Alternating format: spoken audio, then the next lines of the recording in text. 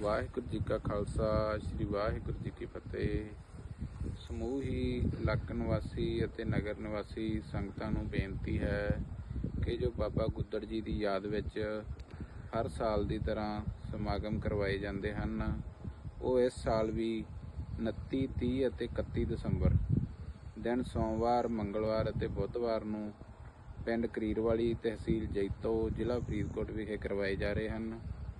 ਇਸ ਸਮਾਗਮ ਵਿੱਚ 29 ਤਰੀਕ ਦਿਨ ਸੋਮਵਾਰ ਨੂੰ ਕਥਾਵਾਚਕ ਭਾਈ ਸਤਨਾਮ ਸਿੰਘ ਕਰੀਰਵਾਲੀ ਵਾਲੇ 12 ਤੋਂ 2 ਕਥਾ ਕਰਨਗੇ, ਸੰਗਤਾਂ ਨੂੰ ਨਿਹਾਲ ਕਰਨਗੇ। ਤੋ 30 ਤਰੀਕ ਅਤੇ 31 ਤਰੀਕ ਨੂੰ ਭਾਈ ਇਕਬਾਲ ਸਿੰਘ ਲੰਗੇਆਣਾ ਕਥਾਵਾਚਕ ਉਹ ਕਥਾ ਕਰਨਗੇ। ਸਭ ਸਿੱਖ ਸੰਗਤਾਂ ਨੂੰ ਬੇਨਤੀ ਹੈ ਕਿ ਇਸ ਧਾਰਮਿਕ ਸਮਾਗਮ ਵਿੱਚ ਪਹੁੰਚਣ ਦੀ ਕਿਰਪਾਲਤਾ ਕਰਨ। ਵਾਹਿਗੁਰੂ ਜੀ ਕਾ ਖਾਲਸਾ ਸ੍ਰੀ ਵਾਹਿਗੁਰੂ।